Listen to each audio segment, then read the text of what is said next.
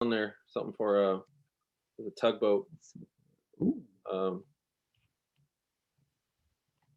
that I dog looks extremely familiar. Where have I seen that before? I don't With know. the I frisbee? painted him last year. He was for a corgi show. Maybe it's So just a corgi. Maybe yeah, I've just been seeing a lot of corgis. in my What own what's the what's the URL? Oh, I just looked up his name. Oh, it's just my name. I made it. I make. That's one of the things I'll say. Like while people are coming in, I make everything promoting me very simple. Yeah, Yeah, it helps that I have an unusual last name that not yeah. many people have. So basically, if you just type in Reach. my name for anything, email, Twitter, Instagram, Facebook, anything, I'll come up. I won't be like, like Oh, cool. I won't Yeah. be like Mike Smith 742. Gotcha. No, I went to it the other day and clicked through all the little, setup videos, and just clicked through them, and I just had a blast looking through them. They were awesome. Appreciate it. In fact, if this is it, we can kind of go into a little bit. Yeah. Okay. So yeah, my name's James Suhr. I grew up actually in Baton Rouge. My dad went to LSU. He was a chemistry major, and he worked at BASF Wyandotte, and that's where that my mom was a nurse. She studied nursing. Her got an RN at Our Lady of the Lake, and then she worked at Women's Hospital, which I was born there. So I thought that was kind of funny that she was a nurse at the place where I was born. Like so.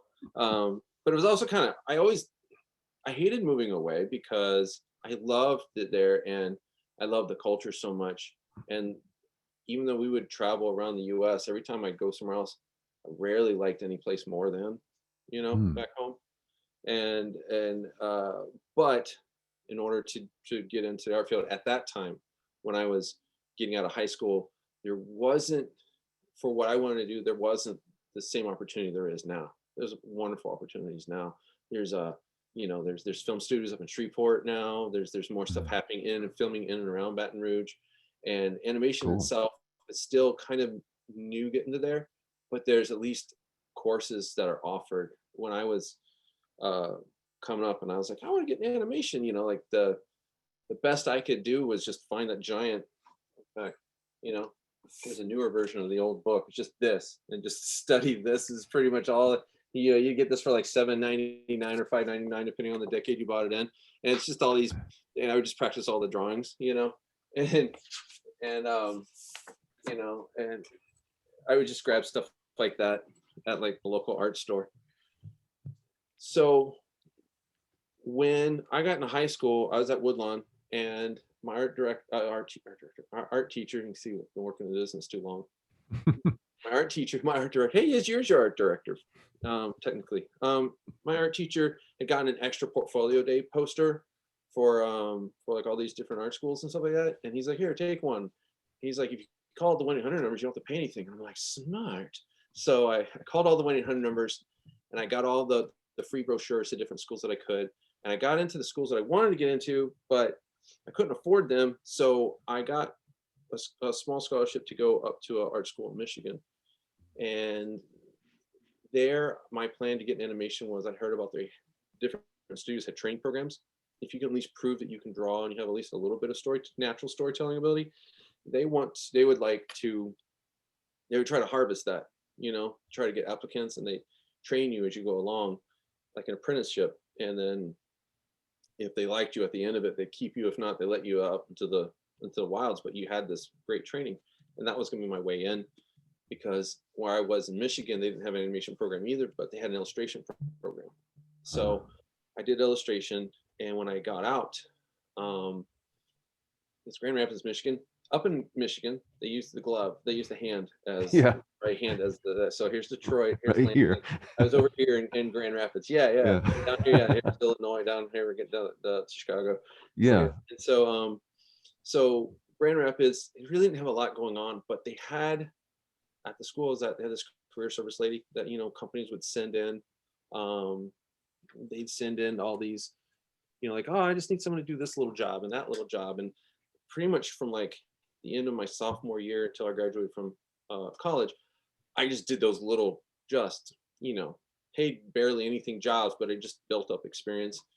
and I was able to get into some of the first Flash animation in Michigan, um, Cool. and that allowed me to at least get some kind of training, and that would help me later when I would come out here. And one of the things I realized is even though I got good illustration training there, and I liked, for the most part, I liked the school. The studios at that time in the late '90s experienced that the traditional animation had shifted a lot, and so the features weren't making the money like they were. There was the beginning of the rise of CGI. Things were in flux, and so they shut down their training programs. Well, then my whole plan of getting out was kind of shot. So I'm like, okay, let's back up and punt. So I looked around, and I just needed a way to just learn a lot of the terminology really quickly, and a lot of the, because that was what was holding me back a lot, and just kind of get contacts built. And I kind of looked at a weird way of thinking. I knew from applying Revolution, I don't know why I looked at that. I thought about the British traveled so far. They were so powerful, but they traveled so far they couldn't beat the locals at the game here, because we instantly supply, even though we were underfunded, we could instantly just adjust to things. And the British had to think so far ahead of time on what their plans would be. It would take so long, they kept losing to us. And so I thought kind of that way. So I'm like, okay, well, let's get closer. You know, it's just, all right, we're gonna go a little morbid for a little bit. In the Vietnam War, the same thing happened to us. The Vietnamese are so good at moving, and it's just whoever's local has the advantage. And so I was like, okay, but I don't want to come out here and just be like, plump, I got an apartment that's really expensive and I've got no job. Yay! You know, I wanted to have a reason that I was there, because at least if I had a reason to be there, whether it's I actually do have a job, which I wasn't going to have because that was the whole point, was to try to get one. Then I needed to be tied to a school and education, because that would buy me a little time, and I could use those resources to help me get to where I wanted to go. So I was able to join the UCLA workshop. It's like an MFA program, but I'm not good at selling myself. So when I applied, I said, look, I don't really care about getting an MFA. I just care about the knowledge. And if whatever accomplishments I get, I'll just say, hey, I learned a lot at UCLA, and you'll get credit. And it seemed to be enough of I was just honest with them right off the bat. And they seemed to be appreciative of that. So they let me in, and I just glued myself down for like 3 years and just studied everything in their animation library they had, and studied as much as I could, and just kept drawing all the time and working on stuff. And so I got my first job at Nickelodeon, but the connection part I talked about was very important. Someone had already gone through the program there a couple years earlier, had an internet show that was doing decent enough to get attention and get picked up by Nickelodeon for a few episodes.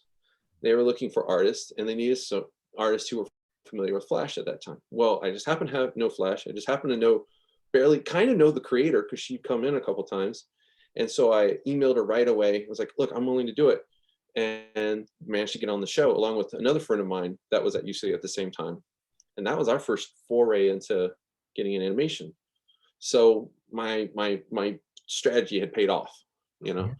So from there, I kept just doing little jobs, weird stuff. And then I got onto Despicable Me, and the scene where he's like talking to like the moon, you know, he's like, oh, blah, blah. My friend and I, we co-boarded that together, and that was a fun experience. And I also did like the roller coaster, and then the fun shooting prize thing, and that was a nice experience. He stayed at Illumination. I went on back to Nickelodeon and work at a couple, like on a show there, and then I was able to jump over. At that point in my career, I'd been doing storyboarding. I'd been kind of successful, but I felt like I was still missing a few things. I needed to learn a little more of my craft. So instead of staying up at the storyboard position, I stepped down actually to revisions. I wanted a revisionist job, because when you're doing boards, you're just trying to get through so much, and you're doing so much at once for animation storyboards that you don't have a lot of time to reflect on what you're doing.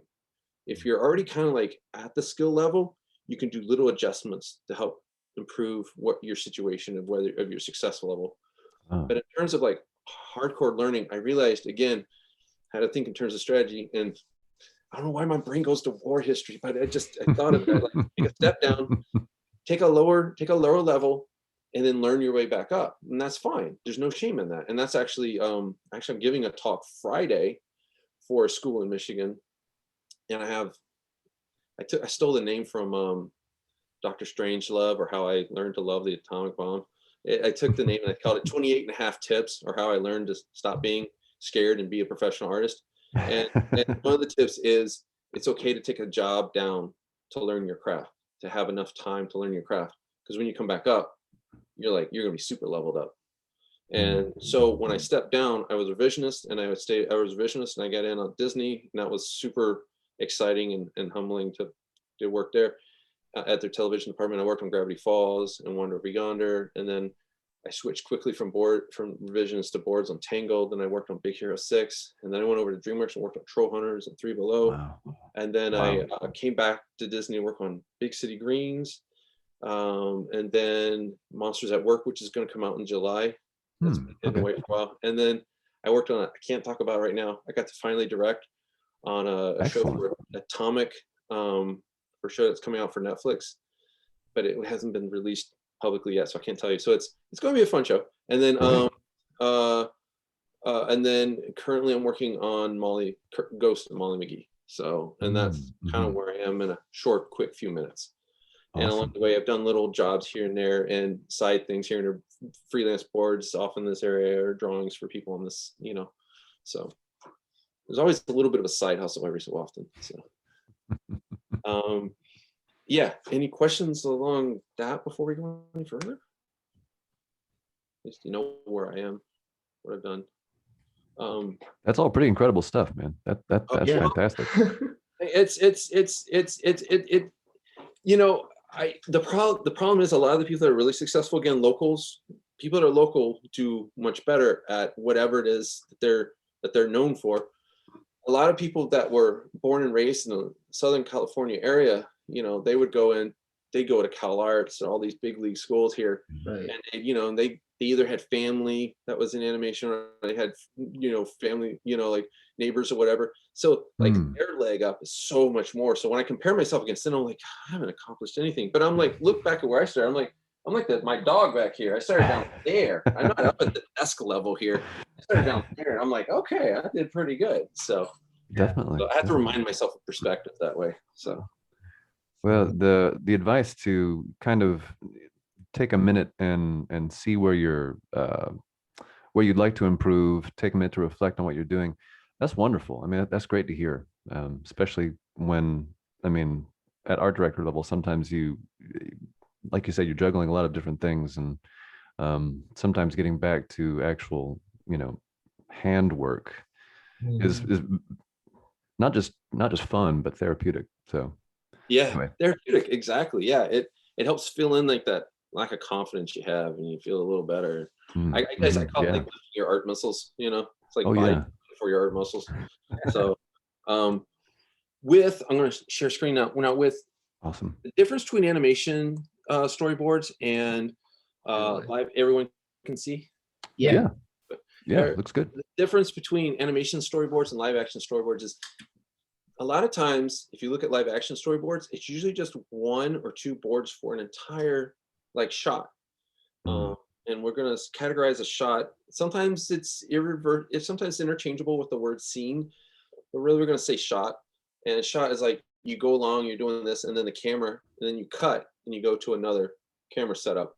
That's the end of the shot, and you're on to a new shot.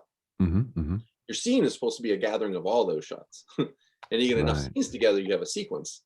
And you have enough sequences, you have an act, and then from there, you get a movie.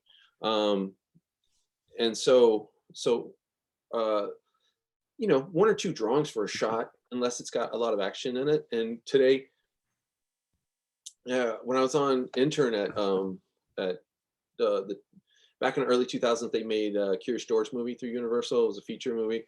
I was an intern on that, and I got to see one of the board artists that was there. It was a great board artist, and he actually boarded on Spider-Man, and because they wanted an animator that could do that was used to animation for swinging stuff, and he would add a lot of poses. And he could choreograph how the action would be, because he had that kind of mindset. And nowadays, you might suggest, and you might board it a little bit, but he would do a lot of drawings for those swinging sections. But nowadays, you might just suggest a few drawings, and now they have great viz devs departments. So you throw out in fact, we even had that for Monsters at Work, where we would board it, and I board it like you would a normal show, but we still had a special CG layout department that our boards would go to, and they would help find a little extra, like, what if we move the camera over here just a little bit, little tweaks that would just make the scene a lot better. I see. I see. And then, or if we're like, hey, I really want to do this complex shot, but it's hard to draw, they could actually do a really low res CG model, and then I could take it and we could render it without the characters in there, and I would draw the characters on top of the camera movement, and it would look like we actually had a nice we could do more complex stuff that way. That's amazing. So with that said, obviously, storyboards for animation is a lot more complex. If you're a combination of a layout artist and also kind of like a key animator. By key animators, for those that aren't familiar with animation terms, there are certain, it's going to sound really obvious when I say it, there are certain key poses you need to have in your shot that tell the story and move the story along. And anything that isn't those key drawings is your in-between. And I mean, it's very simple. And it sounds simple, but when you start getting into the weeds of it, you're like, wait, is this a key drawing? Wait, or is that? No. Basically, you know, I might add a few in-betweens here and there, but on this one, you know, there's a lot of like little poses. I wouldn't need to do all that in live action, but we need to break down for animation, because we're going to send it overseas. I'd need to break down if he licks all of his fingers, not just say, oh, he licks all of his fingers and blah, blah, blah, blah. I kind of need to put it in there. Even if it doesn't look like the final animation, I kind of need it to be in there so they know how to do that. And also so the editors can time with that action and get that right, so they can send that to the animators, and the animators then know what the timing would be for that action. So we have to really kind of break down. So we're part cinematographer, we're part key animator, and we're part background layout artist. Although right here is a nice cheat, you don't have to do much for a background. And this is actually really light. Actually, the background is actually blown out in this one, which is fine. But yeah, we have to come up with all these different angles. We have to move the camera, all this kind of stuff. And we're really trying to board it nowadays so that it feels like it's stuck on me. Here we go. So it feels like it's moving, you know, and it can be edited together in an animatic, you know, and which is just a collection of all the storyboard drawings timed out. And this way we can kind of like really get it as accurate as possible, so we can get hopefully the best animation we can back. So yeah, and when it gets to action stuff, it gets even crazier. You might do even more poses depending on the timing. Let's see, let's get down to the lasers. There's lasers in here. They're like, oh, we got to get past these guys. Oh, I'll make a distraction. And like, hey, look at you, you stupid. Think you got your attention? Yeah, I got their attention. So yeah, they pretend. They pretend to be a mural. So we break down. These guys come out from the sides. A little bit changed, not much changed. And those must be stormtroopers, huh? The way they shoot. Basically, yeah. I know. You're right in front of me. Cue. Yeah. No. You've already done so much. I mean, even with just what's here. Yeah. And sometimes, fantastic. You know, I cleaned up. I tend to clean up a little more than I need to. I see. It doesn't need to be this tight. How they look here is about as tight as I needed to make it. Right. But I kind of went a little overboard. If I have extra time, I'm gonna tighten it up a little more, just for my own personal. But really, you can go super loose. I don't have an example of super loose because I draw tighter than you should be. On the new show I'm on, I draw a lot looser now, and I had to kind of do that for a few other shows. I finally learned how to loosen. Like this would be perfectly good enough. The way they're running into each other, that's perfectly loose enough for animation. Some shows may want tighter, but the gesture is really what's most important in the animation storyboard. The gesture, so that because they can always the artists over there are supposed to put it on model, right? They have to put it on model. They have to get it to look like the show. And also, this was a CGI show, so yeah, that don't have to look on model, but it doesn't have proportions. No matter what you do, you need to have your proportions of like the person's overall proportions and size relationship to the next person correct. Gotcha. And you just need to have a really strong gesture. Other than that, you know, you can kind of get away with murder. depending on, depending on the show. Some shows want a little more tightened up. I wish I could show you the newer stuff. Well, But hey James, before you go to the next part, like I was curious, like when you're talking about having the proportions and everything. So I'm assuming at this point, like they've already gone through, the rigor of the process of like actually developing like what a character's design is. So like is that correct, or is there still some times where they're just like, it's gonna be a tall guy and a short guy, and you have to just kind of like, it's though it can be a back and forth on if something is designed. But when it comes to your main, by the time you're on a show, by the time you're starting to do your first board, at least all the main characters have a turnaround, in the little drawing. Right. Yeah. Right. Straight on, just as if you rotated them in space. Mhm. You'll have that, and maybe and usually expression charts for like your main characters. Gotcha. You'll have that, and you'll have quite a few backgrounds already drawn out too, layouts of at least what the major first sets will be like. Then within your own individual episode, you may or may not get a rough drawing of like a certain set I've been fortunate on the show I'm on that to get like a little above 3/4, like a little quick drawing of just kind of what space looks like. On shows, you ask a background artist, if you have time, can you do this? Or you ask the art director, they can get a background artist that has some time, and they'll do a quick sketch for you, and at least use that to launch off of, or a quick rough of what a character looks like. But there are times when it's just like there's not something described, or there wasn't time, and it's such on a low down list. It's not a main character not a main. You have your main characters, and you have like your episodic main characters, like just for the episode, who are the mains, and they may not show up in any other episode, or they may show up episodes later. Gotcha. But say like it's the villain of the week. The villain of the week will get designed. Say like grandma who gets held up by villain of the week and her poodle may not get designed. So all of a sudden you're kind of quickly doing a rough pass, and it may change between your board and the final, but you're doing a quick pass of what the grandma and the poodle will look like, and that will actually kind of, her size and her shape will actually kind of affect the design that they do. So, or a background, you may create a whole set, and like, we didn't have time to get a background set made, so you're creating a set. So all of a sudden you're a set designer for a few days.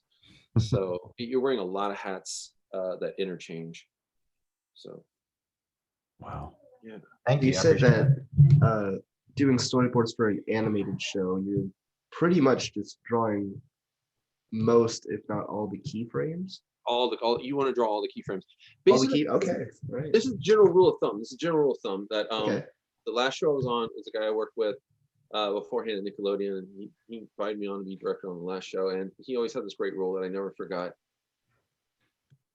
And I'll mix it with another bit of tidbit information I got when I stepped down to work at Gravity Falls as a revisionist. Both people, one says, draw until the animator knows how to keep making drawings until the animator can figure out and know how to make it finish the rest of the way. Then you stop. Right. Another way to look at it is a lot of times we're sending animation overseas to like Korea or other countries. There are a few companies up in Canada that are exquisite, but not every show is going to get the exquisite people. You got to have a nice budget. So for if you're going overseas, think of it this way. He said, look at it as if they don't get to see the whole animatic. They get to just see that one section, that one scene of the animatic, that one shot, like just this. Let's look at her throwing. So you get, well, no, don't lock up on me. You get just this to that, right? From one cut to the next. That's all you get of the animatic timed out. Do you have enough information there for someone who doesn't speak the same language as you on the other part of the world to be able to animate that clearly the way you want it to be done? Right. Okay. That's how much information you know to leave or not put in there. And Wow. and sometimes like there's a couple studios in Canada that they're really good. You can leave out certain things and they'll fill it in because they're exquisite animators. They'll put it in there. They'll put that plus magic in there. And a few studios overseas can do that, but you have to, either your showrunner will let you know, hey, these guys are pretty good. You don't have to put in everything, or they'll know that, okay, they're going to give you good work, but they're only as good as the work you give them. Right. Had that with a couple, like they'll match whatever you give. So if you want it to be really good, you're going to have to give really good, and they'll match that. But if you give them down here, they're going to match you at this level. I see. So Wow. it's a little bit of a strategy. So Wow. and typically you have 5 to 6 weeks to do a board. So Okay. basically every 3 weeks, I'm turning in a rough, much looser than this, what you see here. Actually, to be fair, I did freelance on Archibald, and Archibald actually was my roughs because I knew I was being hired for only like 2 weeks of freelance. So I kind of wanted to make sure my roughs were as close to like being able to send off as possible. And I got through as many pages as I could of my episode, and I warned the director I wouldn't be able to finish it all. So he was like, "That's cool, just get through as much as you could." And I did. Of the 15 pages, I got through 12 of them. So Cool. that was on top of my day job. It was really exhausting 2 weeks, but I liked the extra money. And and another thing is we have a union out here. So if you work at Disney and then you do something at another union place, you're actually doubling the amount of like hours you get put towards your pension and your health plan. So Right on. yeah. Yeah. So Magnificent. that's another strategy to it too. But say I would turn in these roughs. I'd have this done in 3 weeks, and that has all your basic shots. The rough camera moves. It doesn't have to have all the final acting. You may plus it. Like I wouldn't probably have had as much acting in there if it was the roughs. For the show I'm on, has a lot of heavy acting in it. It's not an action-y show. It's a lot of comedy acting and funny facial expressions. So and gags like that. So I can't go all the way, and acting will slow you down. It's kind of easier to do quick little cuts of action stuff than it is to do a shot just sitting there, and you got to make it entertaining with just the acting. But in the roughs, you kind of have to be like, "Oh, here's the major poses," and then in the next 3 weeks, some people call it the cleanup, some people call it the clean, not final. So this is like it's kind of cleaned up, but it's obviously not the final because it's going to go in the animatic. I like to think of it that way, not final. So we keep thinking of storyboards as this it's like cannon fodder in the animation process. It really is just they're drawings that are just used to they're so I can't think of the right word right now. They're so utilitarian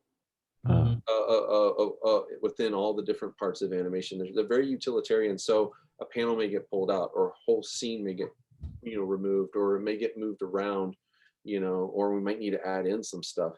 Its sole purpose is to just get a story going. It's not about the individual drawings and the preciousness of them. Right. So you have to be willing to just be like, yeah, my favorite scene's probably going to get cut.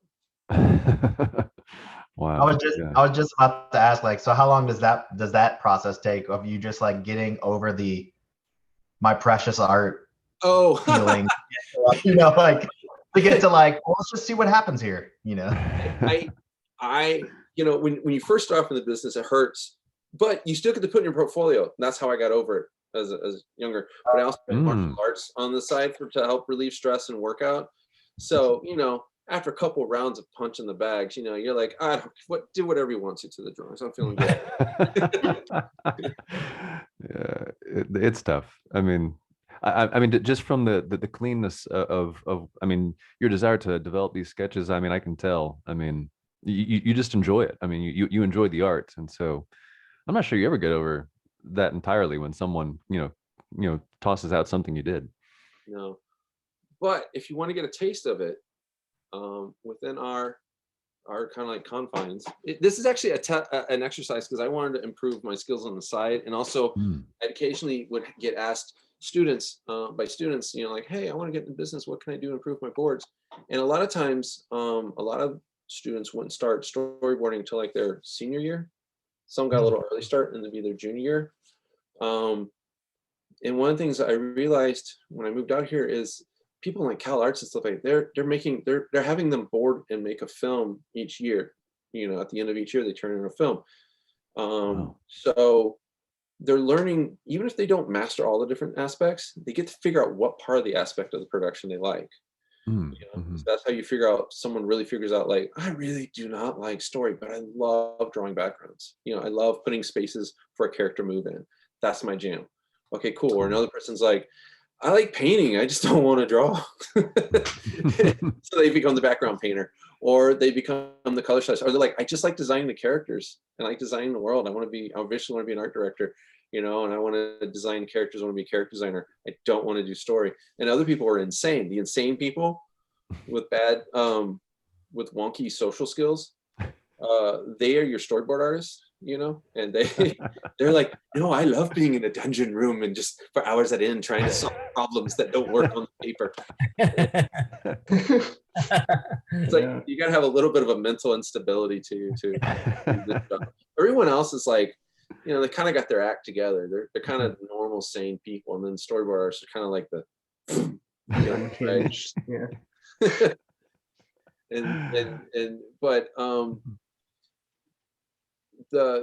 the biggest aspects you want to have when you're doing this job is you have to be part writer, you know, Hmm. and you have to, I mean, because you need to figure out, sometimes on the paper it reads really well, you know, Mhm.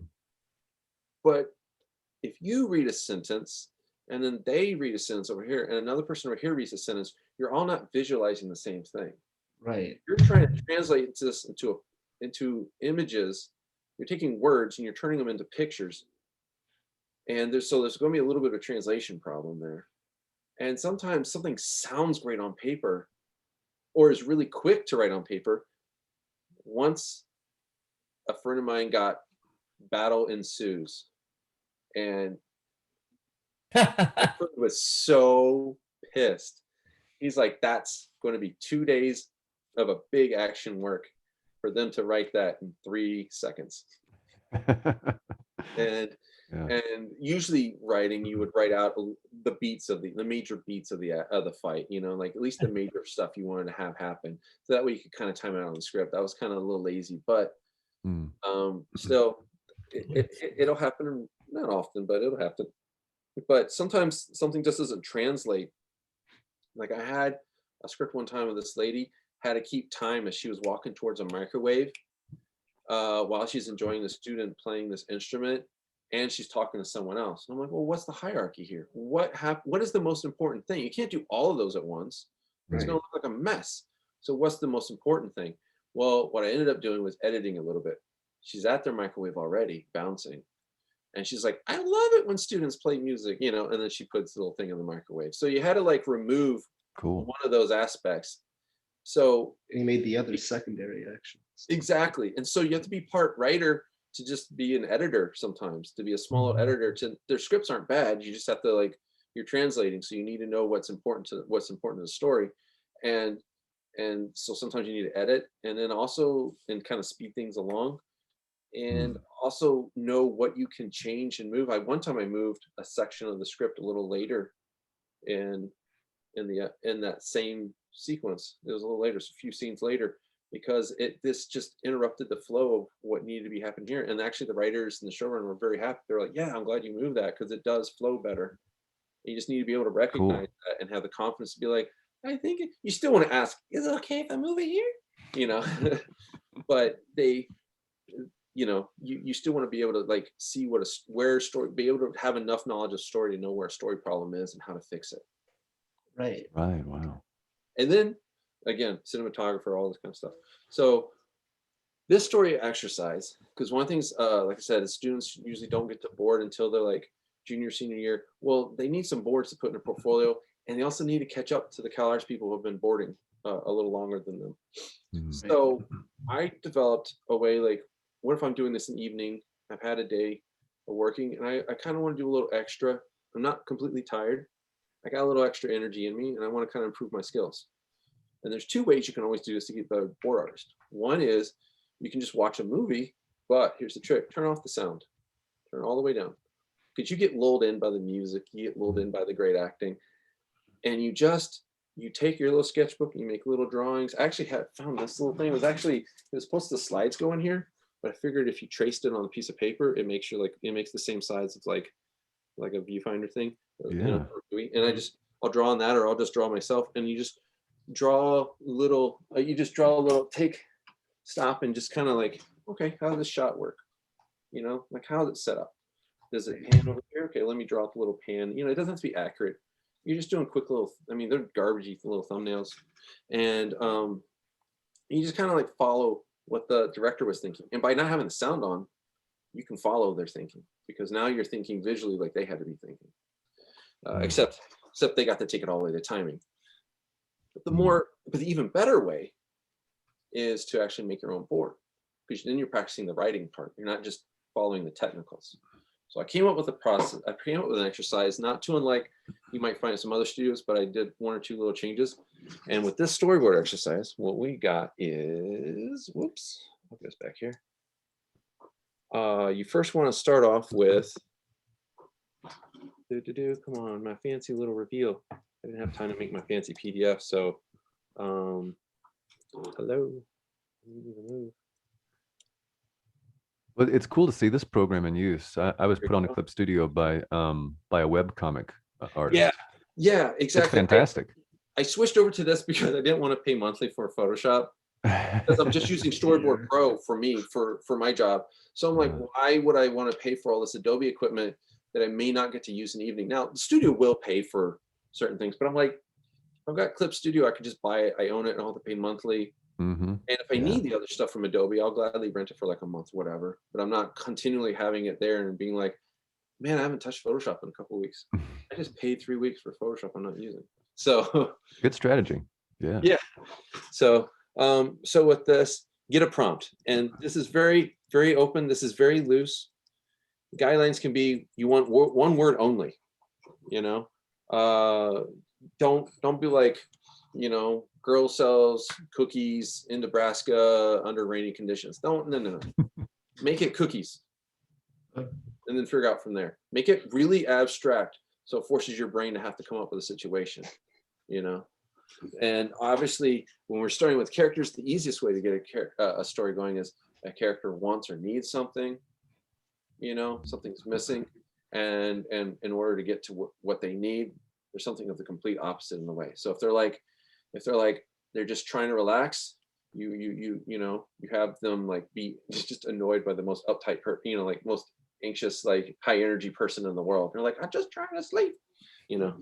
So one word only. You can use a random word generator like I'll use. You can put names in a hat or any other method that helps create randomness. All that matters is it's random. You don't get to rarely choose. Whatever it gives you, you just take it. You just accept it. It's kind of like improv. Yes, and okay, let's work with this.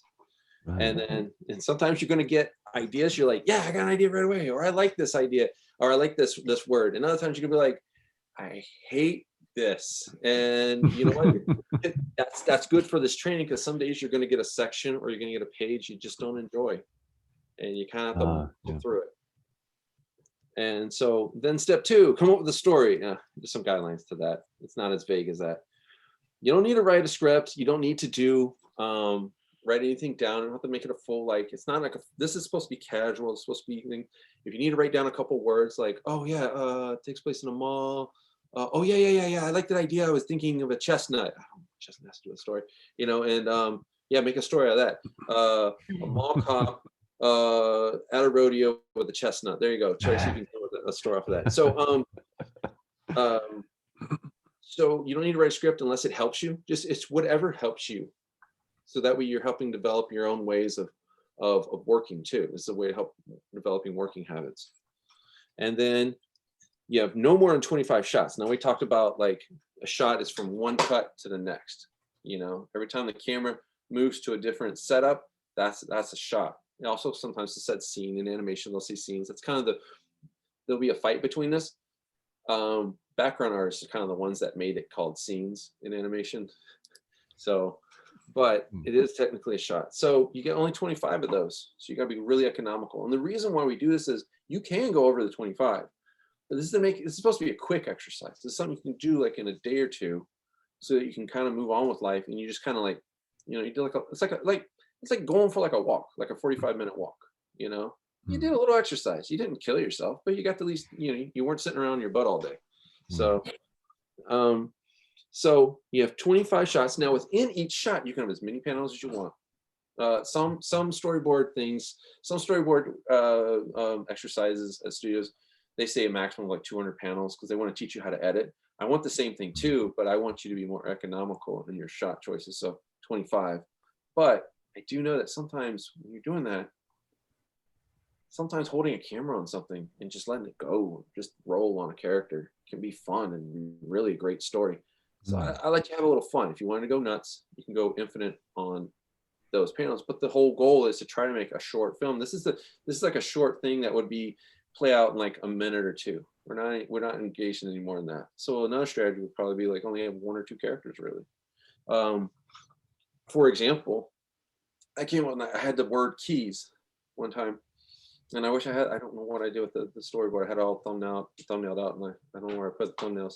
Show you. I just did on like little post-its one day, and basically you had a mall cop, and he pulls up in front of like not a mall cop, but a cop pulls up from like some like corporate building in his cop car, and then you can see him getting out, and you hear like little keys rattling. Well, then we cut to the inside. Cop's moving out with his flashlight, moving on the knobs, checking to see if they're locked. One's unlocked. He locks it up with the keys. We hear the keys rattling again. And then he hears something, us. And he turns around and he looks at his flashlight, doesn't see anything, but he saw something move. So he's like, what was it? And he turns back around to get to the door. And in front of him, on the other side of the hallway, is a zombie. And then he's like, and he goes to turn around and get away again. On the other end, they're coming around the other side too. So then it's just like, it's just as many. And so that economical shot only took me like about 5, 6 shots. So the rest was just the action of him trying to get back to the car. So then I can have fun with that. And then as he's running, he's getting back to his car, and they're all outside in the parking lot, just tons of them coming in. They're just swarming in around him. And he's about to get to his car, and he goes to open the door, and it's locked.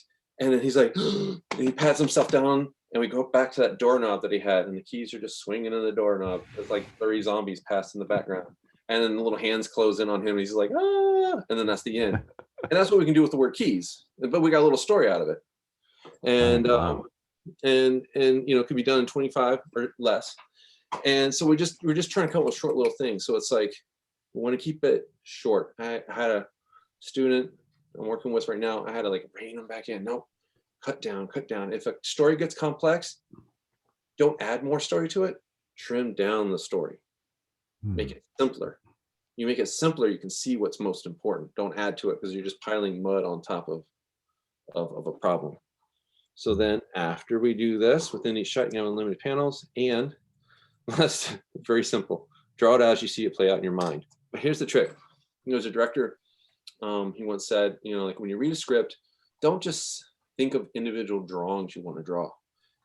Try to play it out in your mind as if you're seeing it play out as if it was a cartoon or if it was a film. And you're just trying to hit the key beats to get that on paper for someone else. That's really all you're trying to do. But just see it play out as a film actually, and try to get that as best you can. And guidelines, you can use any method. This is where I get really, make it for you, because not everyone's going to be a great draftsman. Not everyone's going to be a person that wants to sit down and draw. Maybe you're tired. Maybe you've been drawing all day and you don't want to draw anymore. Take your camera out, your camera on your phone. And I know there's some people that do special effects out here. They have their own YouTube channel. They're great. They do like VFX, people react, and stuff like that. And they will shoot a lot of action stuff real quickly on their camera phone to see how it works together and see if it's working. That saves them a lot of time setting up lights, heavy cameras, getting everyone, pulling 5, 8 people around the shot. Right. This is done with just you and whoever's in front of the camera. And you can just do a little storyboard like this. You could do it with CGI VizDef. You've got some models laying around. You just want to put some stuff together. Do it that way. Whatever works for you, make this work for you. Make this work for your skill sets. It's just meant for you to enjoy. And then the last thing is, it should be completed within 2 days. Whoops, worked days. What the heck did I type there? The equivalent of 2 work hour days. Or less. I thought that was like another one of like the lingo, the story. How people get this got worked. Good old Woodlawn High School graduation right there. Yeah, that's Woodlawn. Thanks, Woodlawn. Oh man. Yeah. So basically, yeah, you can do it in less than 2 days. But basically, to give yourself 2 days, if you were to say 4 hours each night. You don't have to, but say you do 4 hours. Personally, I would say if you can do thumbnails, all you have to do really is thumbnails. Because if you have thumbnails, and you're like, I want to do this project, but I don't want to clean up right now. At least you got the idea already done. You can always come back to it. Now you want to take it longer. That's great. It should, for thumbnails for this exercise, really take like an hour or two. You know, just have fun. The hardest part's gonna be story. But again, if you work on opposites, like have something sunny, have something dark, you know, like nighttime, you know, like these cheesy ones right off the bat. But if you work on it's also known as reversals. If you work on opposites and reversals, like another way to describe reversals, I don't know if I have it here, Andy. In animation, we'll say you'll hear a term like straight versus curves. You know, if you have like a straight part of the, like if I was to like draw like my arm sticking out, I'd want one end to be more straighter and one end to be more curved, right? This helps create like a nice design, nice flow. That's an example of reversals in the visual manner. So it's, you know, an opposite against each other, you know. So you can do that also in story elements too. By trying to find opposites to contrast, you'll start to just push things against each other. You'll start getting a story faster that way, you know. And also because it's supposed to be a quick little prompt, you're not like writing War and Peace, you know. You don't need like the whole world created. You don't need the whole backstory. You don't need to have everyone's political beliefs for the past 50 years written down. You know, you just need that one character, what they want, what's in their way, how can they accomplish it. So and that is pretty much all I got to say.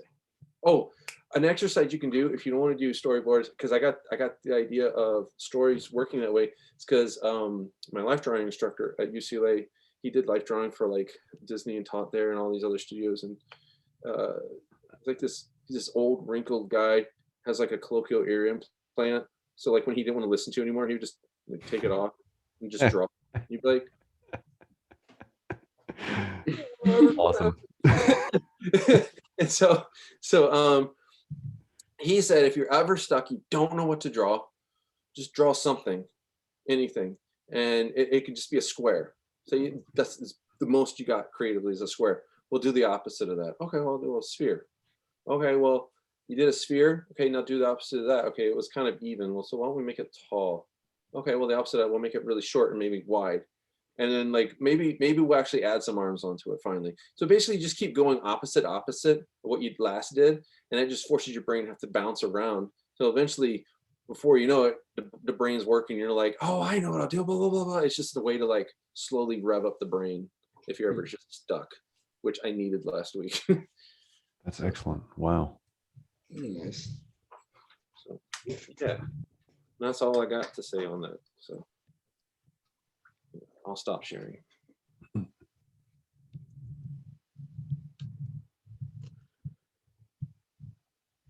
All right. Any other questions? I wanted to ask earlier, you said that whenever you're storyboarding, you draw out all the keyframes. I was wondering if you've ever done like a full animation before, and if so, has that helped with making your storyboards? A couple of my early jobs doing flash animation was animating. So I did get to do animation. Actually, one I talked about when I first got out of school and I worked at Nickelodeon, I did the boards for like 3 months and then my job was supposed to end, but they helped keep me on to do revisions in the animatic. And then they kept me on to do, they liked how I kept trying to animate in my stuff. So they kept me on to do animation retakes. So animation would come back from overseas. We'd do little modifications to try and make it look a little better if it was a little wonky in some shots. So yeah, and then at another small studios, if you can't get at the big ones, try a smaller studio because you'll get to wear a lot more hats. You can do a lot more experiences, and it's a great way to level up, and it's a wonderful. I did that for a couple years, and a bunch of people I know that are working at feature and TV have been directors and stuff like that, and storyboard supervisors. A lot of them, we all were at this same small studio together at the same time. And so don't be afraid to go to a smaller studio sometimes. And there we did a lot of animation there too. So it does help. The more you know about the department next to you, before or after you, the more it helps their job out. Right. Because you always want to think about the person you're handing it off to. So, Wow. Okay. This just reminds me of like whenever, I don't remember when this was, but like the first time, you know, I saw a movie, whether it was animated or live action, and then just realized like, what do those 300 people I just saw on the screen do? You know, like there's, but it's true. It's like you yeah, what is a grip? Yeah. yeah. But, you know, the thing is, like, it's How not the like, boy become the best boy? I mean, right, Yeah, why I is thought he it the was better best? than him. right. But it's like when you go to school or something, and you know, like there are certain fields the same way. I guess it works the same way, where somebody's like, I'm going to school to be a doctor. Well, somebody at some point has to say, what kind? Yeah. Like there's a lot of things you could do in the medical field or whatever. Exactly. And it's like, it's funny to like realize that it's the same way. And I imagine like what you just spoke about is about like when you're out of school, or if you're doing an internship or something, because I've told some people that as a designer, I'm like, if you can do as many things as possible while you're still in school, because you're learning like disciplines or techniques and skills, but if you can just hurry up and try a bunch of stuff, then you can figure out a lot faster what you want to focus your time on. And that's what college was supposed to be. Right. And you're like, Yeah. but sometimes you think like, I just got to make sure I get to class. And this isn't like just the school, but it works the same way after school. It's like, even as a professional, you're like, you get in your zone of doing whatever you're doing. But like you said, that, I mean, I think that's really cool that you shared that. You know, I don't know what it took for you to convince yourself, like, let me step down so I can like actually get better. Because that's hard for a lot. It's hard for a lot of people to do, whether they want to or not. Like, it's hard for people. It actually, I learned that actually from jujitsu of all things. Because sometimes Yeah. you got a person like in Brazilian jiu-jitsu, it's more like wrestling, you know, more akin to Greco wrestling that's on the ground. Well, sometimes a person is in a dominant position, right? You're in a bad position because you're about to get dominated. But can I make the best of a bad position? Can I at least, as they are taking the dominancy, can I at least put myself in a way that I can still fight back? Or if I'm on top, I'm in a dominant position, but the person's got really good defense, I can't attack the way I wanted to go. So I have to go another route. So I have to give up the position I'm in and go another way to get to them. And so it's just using that extra outside of work experience to be like, you know what, sometimes a retreat is the way to stay alive for the next day. So That makes sense. yeah, I don't know why everything comes back to military history for me. Like, that's just the way my brain like interprets like like I think strategies, my brain goes there instead of being like, you know, I'm sure there's like wonderful, more passive people that come up with more brilliant, eloquent ways of thinking of how to do it, but that's where my brain goes. But it's working, so we're gonna keep going with it. Yeah, I think we get it. I think I'm probably going back to something I mentioned before, but I mean, just how finished and refined those panels were that we saw. Do you ever get the urge to? And this is also part of what Jonathan might have been talking about. I mean, at what point in time did you say, I'm going to be a storyboard artist? And then do you ever have this desire to move over into some other type of, or some other phase of the animation process, which is a little more finished? I will say this, as you get to be, all right. So actually, I'll do one thing. I'm going to go grab something real quickly. I'm going to bring it back and I'll show you, because my brain was thinking about this. Oh, okay. I was wondering what I had just done. You broke him. Oh man. Let's see if I have it. Damn it, Matthew. If he's getting sketches though, I'm stoked. Okay. Oh, totally. So we're talking about this, and I do draw really loose. Like there's a scene that isn't on here. This is actually from Three Below. You're not gonna be able to maybe interpret what any of this is, but these are like my thumbnails. Yeah, it's coming into focus. Send them to my director, and there's a few more underneath. There's more that were in here, but the pile got all mixed up with these other drawings. a whole bunch of junk I gotta organize. And so I showed it to her, and she was like, "Oh yeah, yeah, do that." And so I just fleshed it out from there. And what I do is depending on where you are in the business. When I was a director, I had board artists do thumbnails. I had my board artists do thumbnails because they were all really green and send me the thumbnails, so I could see what they were thinking, and I could critique and change things early on the fly. I can suggest it before they got too invested in too many drawings.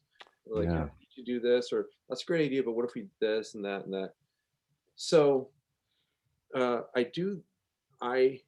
but now I've been boarding for a while, and other people, know they've been boarding for a while. I just sit there and I just play it over and over and over in my head to figure out what it is I want to draw. Like literally, like I've got the movie shot in my head. I'm like, okay, we're gonna sit down. That's what we're gonna draw. So I do this only when I have to show someone else. But otherwise, I'm I did this, but I'm doing it in my brain. So I do draw looser. To answer your story about going on to other things, as you go up further up the totem pole, you don't have that much time to do anything more final. Like I haven't spent the time to do backgrounds to be background designer. That would be more final. Or if I do character designers, there's a lot of really good character designers out there. I don't know if it's I know what they do, so I'm aware, so I don't want to compete against that, or if it's or if I'm just like lack of self-confidence, I just don't feel like going up against them. But what I'd like to do, I got to do a little bit with James, but I got overwhelmed, was I like to do illustration on the side, because then I could do something more final. The problem is storyboarding, sometimes I get in like a bind of trying to get stuff done. So what I try to do now is I'm trying to make just illustrations for my own stuff. That's so this way, fascinating. If I have a deadline for work, I'm not screwing over another company or another client. I'm just screwing over my own time. So well, we would also be interested to see what that your own stuff that you're talking about. I mean, I'd be interested to hear about that. I'm kind of working on like just a couple different graphic novel ideas and trying to get them ready for drawing. So fantastic. Yeah, if y'all haven't already, also check out James's Instagram. He really does a lot of great illustrations. So it's James.Suhr at Instagram. Yeah, there was a year there. I almost did I did as much as I could, like see how many days in a row I could draw stuff. So there's if you go down a little bit, you'll see stuff there. More recent stuff has been more sporadic. So I try to make it just artwork. I try not. There is one little political thing in there, just because I have a lot of Asian friends. I was like, hey, stop being jerks to them, please. But other than that, I try to just put art on there and make it just art, an escape for everyone away from what usually happens on social media. So I'm going to be kind of getting back into it again now that I've kind of finally, after about 2 months, finally got caught up again. I might start doing a few more little daily drawings. So. Well, what you mentioned, James, about, I mean, your position in the, I guess, in the workflow or whatever you want to call it, gives you a certain degree of creative control over narrative, and that's huge. I mean, that has to be hugely rewarding. It is. It's funny because I thought I'd have more control as a director, and you do in certain aspects.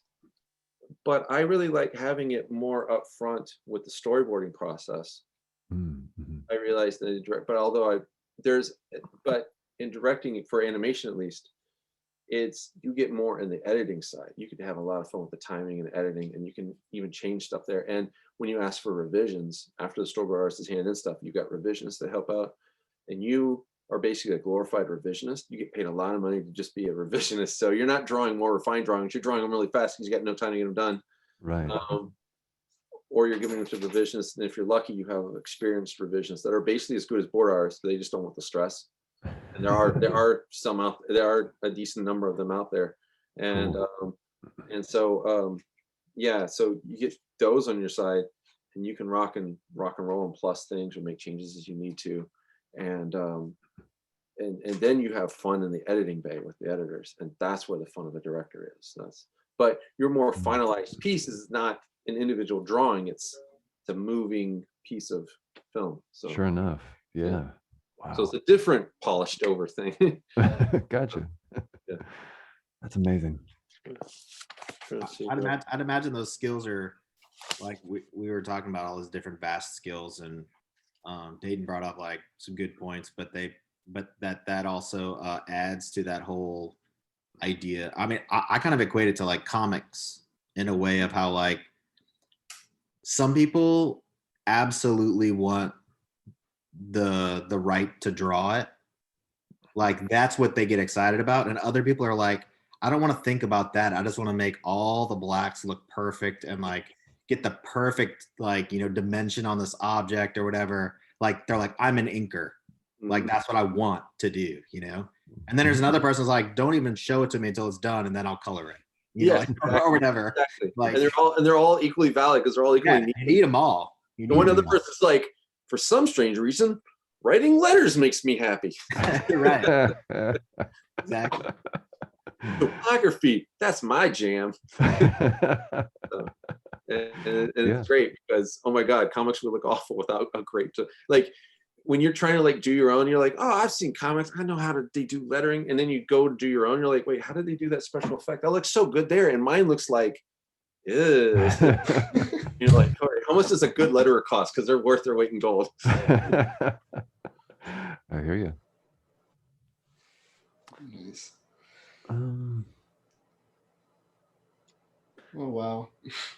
I'm looking at your Instagram and I see your post about monsters at work, and I just noticed that one of the characters looks extremely similar to one I had designed. Oh yeah.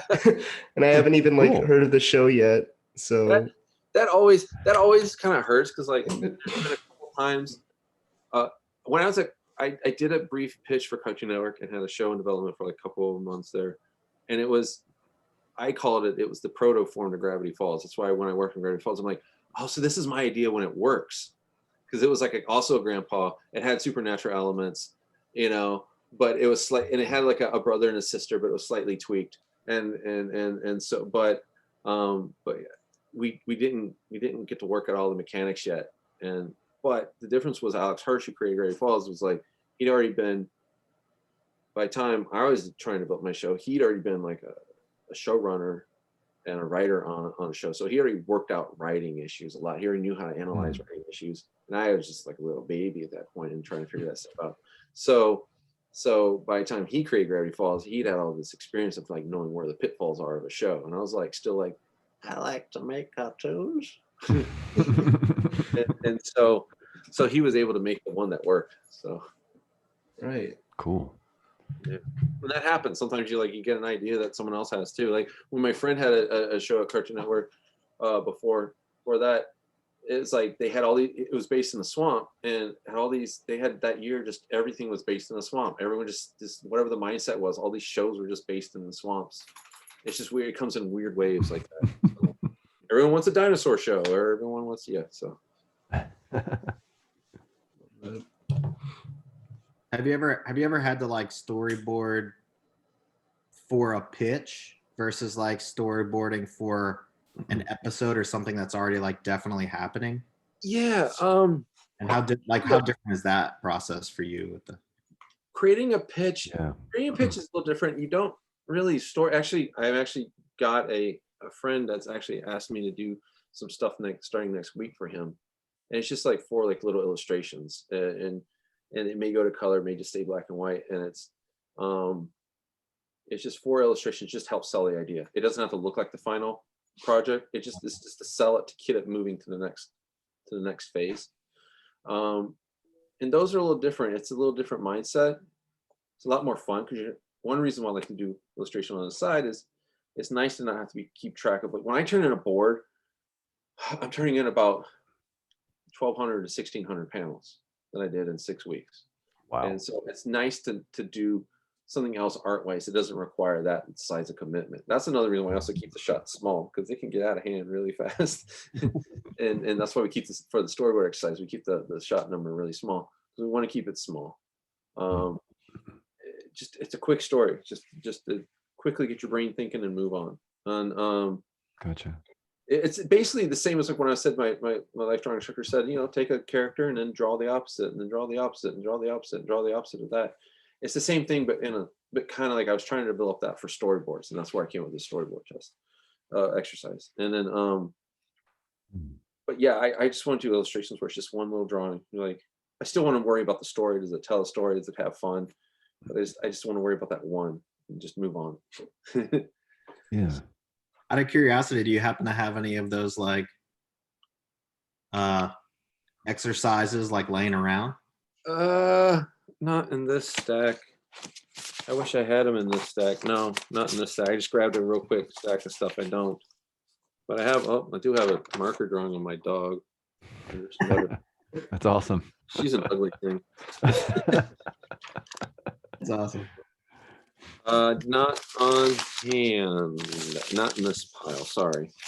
I was really just curious. Well, I mean, if you did, that'd be great. But I was asking the question previously just because I know there are a lot of people in our field in different parts that end up either storyboarding the best they can or trying to work with someone for a shoot, but it's not, you know, like Right. it's not an episode, or I mean, it might be a commercial, or it could be like because sometimes it's just literally like you said, you're trying to put the pieces in there and the expressions and the whatever, because you're just trying to like show people who have no creative like vision at all. Like, you're trying to get them to see it, even though, you know, if they saw the final thing, they'd be like, yeah, this is great. But you're like, you have to get them to say yes first. Yes, Right. exactly. As was hard. Here, actually, I found this was actually, I pitched an idea of a joke to someone. It was supposed to be this person did a great job. It was like, they're the safety inspector for Monsters at Work. It's the only thing I can show you that I can get away with, probably. Anyway, she's here. She's all proud of the fact she hit like 100 days without an incident.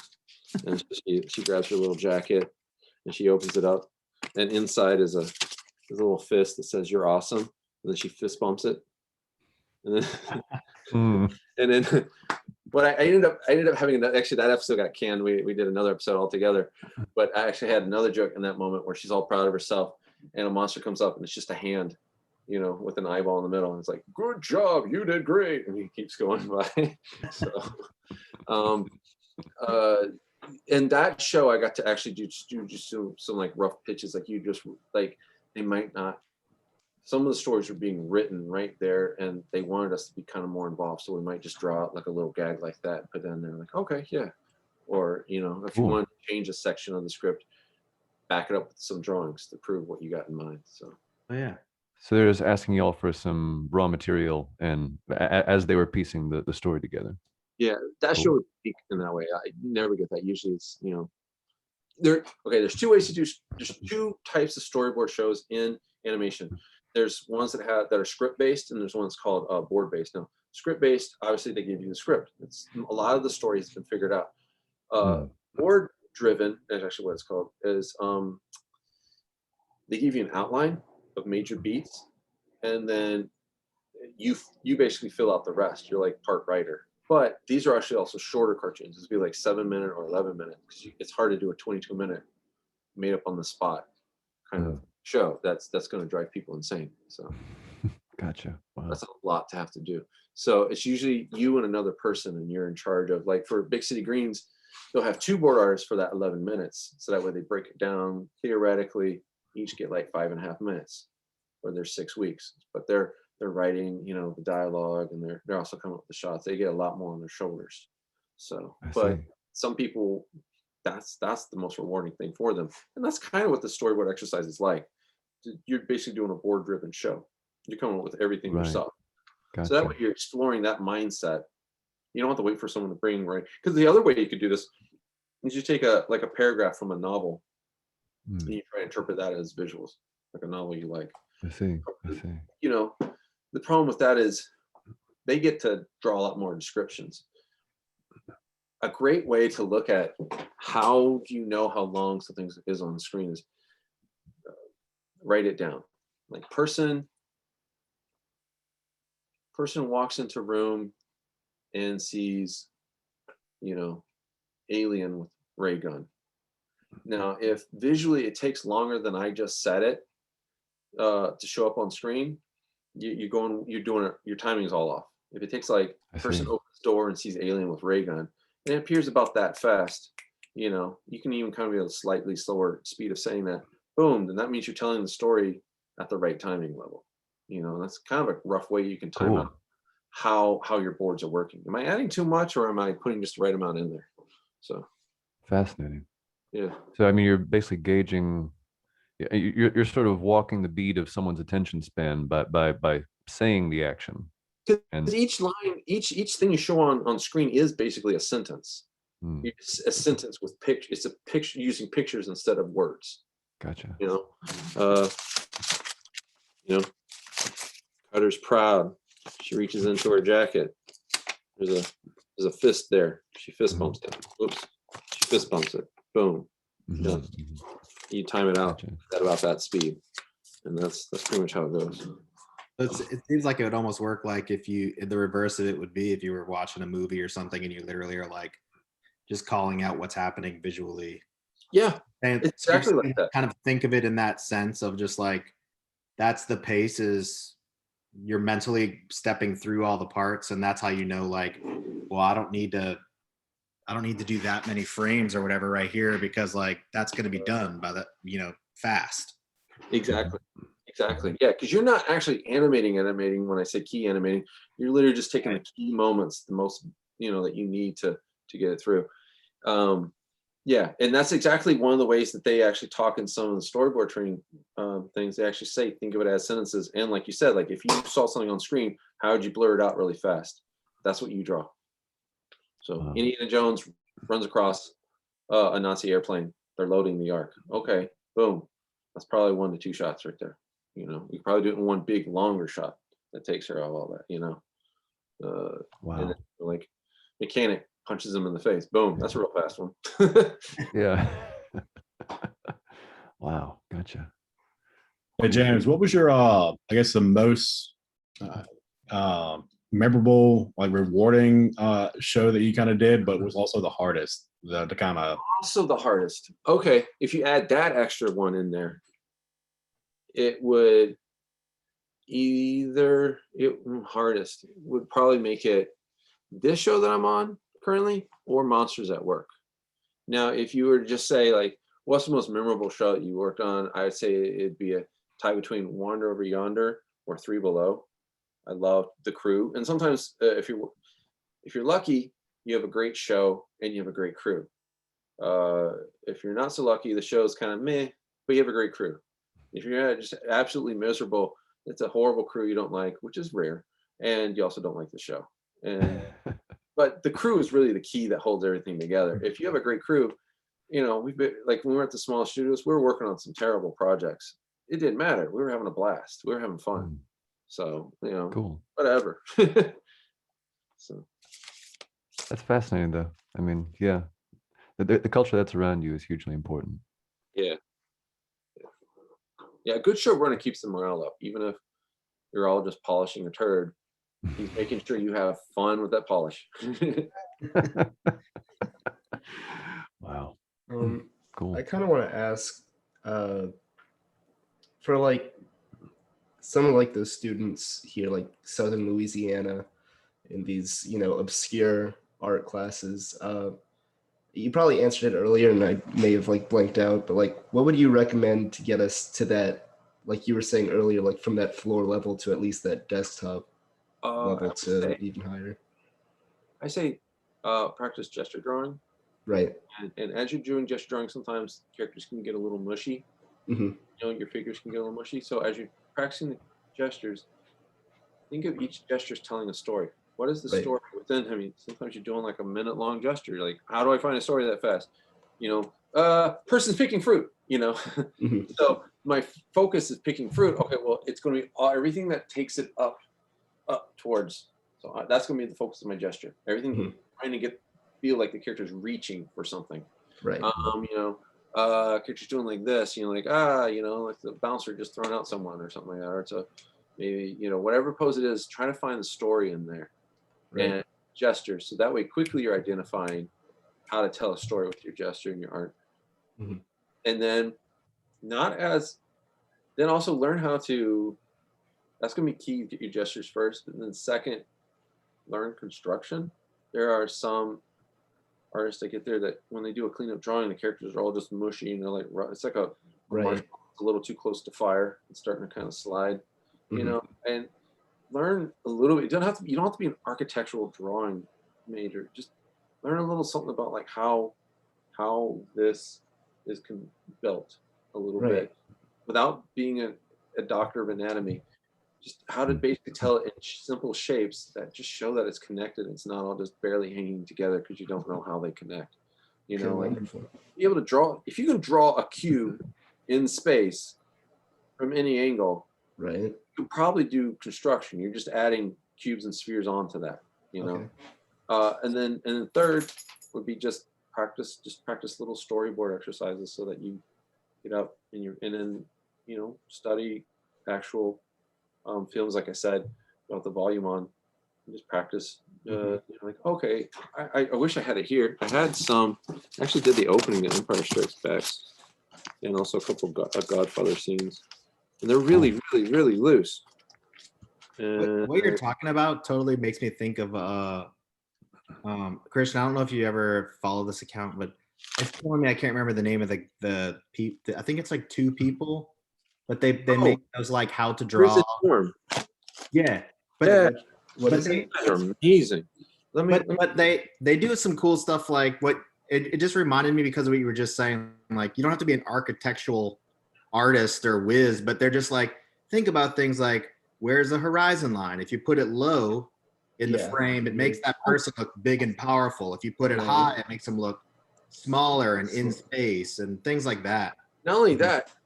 If you lower the horizon line, this is our horizon line, you put it down here, you add drama, and it becomes more about the people. If you raise it up here, it becomes more of the geography of where they are, because now you got an overhead plan of where they are. So if you're doing like a shot like this can be after you're doing a bunch of like close-ups, say like the person's running, you're doing like close to them like, and you're like, okay, well, what are they running on? You can do an overhead like this, you know, they're like running around these objects, and that lets us know the geography. Then we can get back inside what the character's thinking. You know, just a way to kind of like help the audience like, okay, this is what the character's about to experience. Or even as they're like overhead, they start to run around something, then you can cut in close of like them actually going around it, you know, stuff like that. So that can just be a way to like just reset the camera like physically. Like occasionally you just want to remind the audience like, here's how everything's laid out. Because if you go in close up all the time, you're seeing faces, which is great. We like to connect to faces in our stories. But they have no idea how this face relates to that face over there and this face over there. So let me see. Let me do one last quick grab. See if I can grab thumbnails. Christian, were you asking about the art related to like raising your level, or were you talking more about? I mean, how do I get from where I am to working with an animation studio that's established? The latter, kind of, but like that was also very, very insightful. One of the best ways is just just keep putting drawings out online. Okay. All right. Well, if you have a site. It took me forever to get my site made. I kept getting referrals from project to project, and so making a mess. Also good. From project to project. So I didn't have to like necessarily make a site, but I was like, what if I made a site? What extra? It'd be working to help promote me even more than working with people was doing. You know, it's just an extra agent to help me. So that's also why I did that 1 year of all these just drawing every day, putting a drawing thing up. It got me a lot of buzz from different people. They were like, oh wow, okay, you can do all these different things in a pretty fast rate. Okay, and anything helps create some kind of buzz around the people that you want to attract, and or just other people. You're just trying to create some kind of attention to you, and the internet is a giant equalizer. From one of the new characters from Monsters at work, I just did a page full of expressions of her, just to kind of get used to her, drawing her quickly. Like what would be her shorthand? So, no, I can't find it. I don't know what I did with them. Oh wait, no, I did. Okay, here we go. There's a couple of weird drawings here. You know the exercise I said, draw the opposite of? This is actually one I didn't know what to draw. So I just started drawing eyes with dark circles around them and eventually transformed into a raccoon. And now like, I just want to keep drawing darkness. Okay, they're in space. So That's fun. Well, here's Nosferatu. Having fun there. Oh yeah.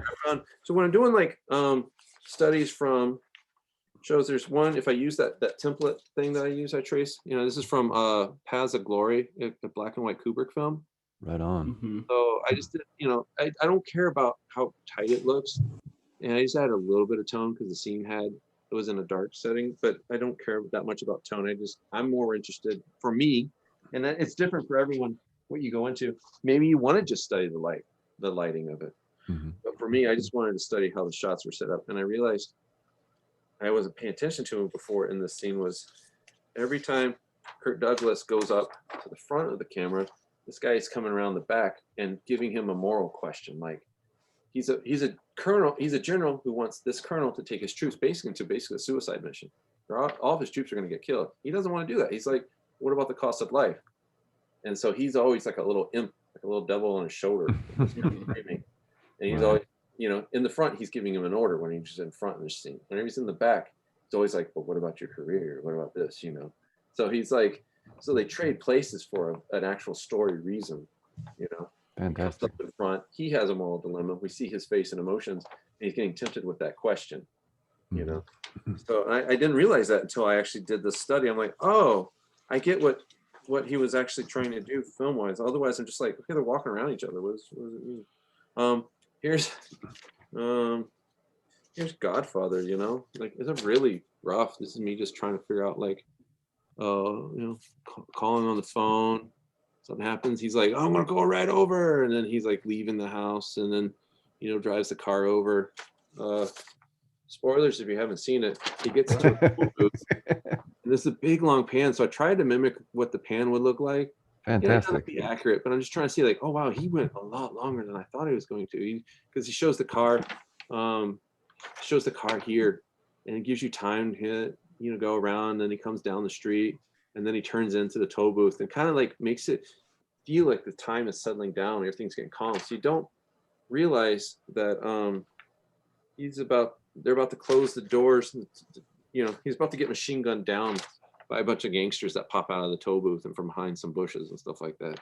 Right. And that's what that whole long pan was for, just to be like, okay, everything's fine. Yeah, he's upset. Don't worry. It's just a tow booth. You're like, oh my God, this is horrible. What's happening? And then Empire Strikes Back, I just built out, the asteroid coming down, it lands on the snow, and then what does it do? And I also have one in there's he's on his tauntaun and he gets attacked by the Wampa and he gets dragged away. They also did one inside the ice cave of him attacking, which I love because it's always like a little mini horror movie in the middle of the movie.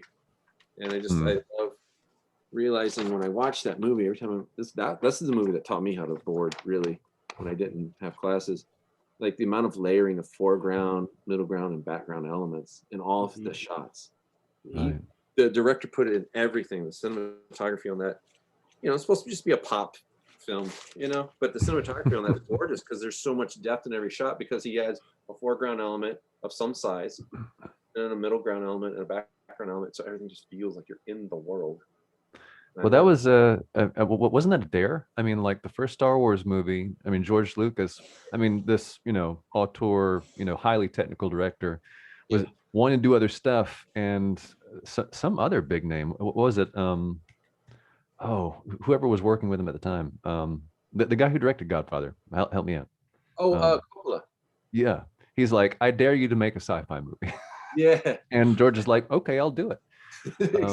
And yeah, just a really, really technical director said, well, yeah, I'll come up with a story and we'll figure something out. And he put in all those ingredients because he, really was a student of visual storytelling. And you're telling us that we should study that. Yeah. I also have Paths of Glory there because it's sometimes it was interesting when I went to animation. I was like, okay, so I liked these animators. These are really cool. But what influenced them? So I went back a generation or two of what their influences were, and I found out around the time they were doing Fantasia, Germany, or escaping earlier in Germany before the Nazis came in. Let's see if I can find. There's this artist he did all these like mural paintings, and he was okay. But then he did all these like surrealistic, just pen sketches for like magazines and stuff like that.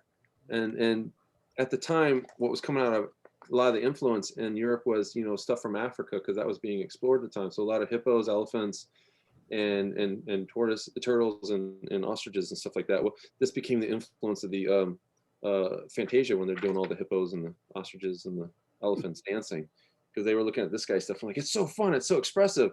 Well, this was their influence, and I'm like, oh well, I wouldn't have found this person without trying to go back, not just stop at what I liked, but what influenced them. And same thing can happen when you're shooting a film. I like, you know, I grew up with Spielberg. Obviously, I love Spielberg and Lucas. And so, like, who inspired them? Like, oh, well, you know, people like Kubrick and people like, you know, Kurosawa. What do their films look like? Yeah. So you go backwards a little bit, where even you can use modern directors to be like, oh, you know, I really love this more modern director that did this movie. Okay, well, what director grew up with? Oh, I grew up with that director. That's cool. And then you know, kind of like their chain of influences, and you're like, okay, cool. And you can kind of, from going backwards that way, you kind of start seeing like, oh, I see, you pulled from this, and you pulled this, and this kind of appeals to you too. Oh, cool. You know. So. Right. It's completely off topic, but Go for it. It's completely off topic, but I see those Dungeons and Dragons books back there. Oh yeah. A little nerd. I see them. Can't hide them from us. Here's some first editions, like the old original first editions. Oh, nice. And then second, you know, I kind of came in right as this was switching over to second edition, and then there's some new 5e stuff that some friends were like, you used to play it. Look, this is very similar to your old stuff. I'm like, oh, really? And then it looks very kind of classy because I got all the books and stuff like that. But what you don't see is the camera can't go that way to show you the action figures, and also up here, the tons of Transformers. Oh, wow. Golly, awesome. So, yeah, but it also doubles as a guest room, though not right now. But family comes and visit. Luckily, they're all vaccinated. So we actually, in May, we will have some guests come through. But yeah. It doubles as a guest room, so it has like a futon over there and it folds up in bed. So it has to have a certain level of not just being a dork buried in plastic. So yeah, but at the same time, you know that like you have a guest in there, they're just like, this is amazing. You know, like, it depends on the guest. It's like all the stuff they wish they still had around them, but they're doing something else with their life, and there's like, nah. It depends. If it's my in-laws, they're like, wow, he wasted so much of his life. Right on. That's fair. There's a lot of fun to be had in all of that. I've got a cousin who does a lot of 5e stuff, and he's got a mind for some like third-party content. And last couple of nights for several months, I've been illustrating campfire scenes for his content, which has been super fun. Even though I don't personally play. So yeah. I figured out for the D&D people here, I figured out how to take a bag of potatoes and make the ultimate weapon that can destroy anything. Nice. There's this like you know, wizards can cast this little spell that like you can put on any object. Like, I do this little thing that if I say this word or this person crosses its path, the little spell goes off, and it has a certain spell that goes with like a little explosion. It goes ah, but you know, by itself you're like, that's not that powerful. But you can put another spell on there that's about the same power. Please don't tell me you're saying catapult. You're not allowed to like dodge from. It automatically hits you no matter what. Yeah. Put little magic missile in there, so all these little darts shoot out of your potato. But you do that once every day into a magical sack that can hold a bunch. Dude. If you do that for 365 days, I figured, this is me stressed last week while I'm trying to get boards done. I got like 9 pages done in like 4 pages, and all of a sudden my brain went like, we need a break. Hey, here's how you can beat up anything in D&D. So you take those 365 potatoes and you throw them at them and say you don't have to throw it. You just have to like open the bag and say like your password is like chimichanga, and all these little darts start shooting out like several hundred. It's like 1,900, like 1,095 darts or whatever I figured out shoot out. And you do, the most powerful beings have no more than like 700, 800 hit points. Well, this thing does, without any savings, no, you can't get around it, does automatic damage of 2,200 to 5,000 damage, depending on how you roll the dice. 5,000? Bro. It'll wipe out anything. And I realized it, and I said that, I'm like, oh crap, I gotta take this to my friends real quickly. I found the stupidest way to beat anything, and they're like, just get some sleep, please. Another common one is In the morning, I should have turned off my phone. Gnome Wizard, enlarge reduce on yourself to reduce yourself. Cast Mage Hand, pick yourself up, and then you can fly because it's under There you 10 go. pounds. That's fun. So yeah, there's tons of like little fun hacks. I don't get to play that really that much, but I come up with all these hacks and I send it off to a friend of mine that does still get to play. Oh, nice. Like one of these days, I'm going to come up with the anti-lawyer that can't argue around you in your weird bending of the rules. So watch y'all two clash over who's right. So Yeah. Alrighty. Well, I'm going to sign off here if y'all don't mind. Yeah, we're at Yeah. about time. So, Yeah. but James, I mean, thank you so much, man, for Yeah, this has been so cool. making. I mean, it's been awesome to just have it be like a chat, a fun, like Thanks asking to the other questions. James. He's the one that called and invited me. So No, it's all Brother you. James. Right on. Yeah. Yeah. Thanks to all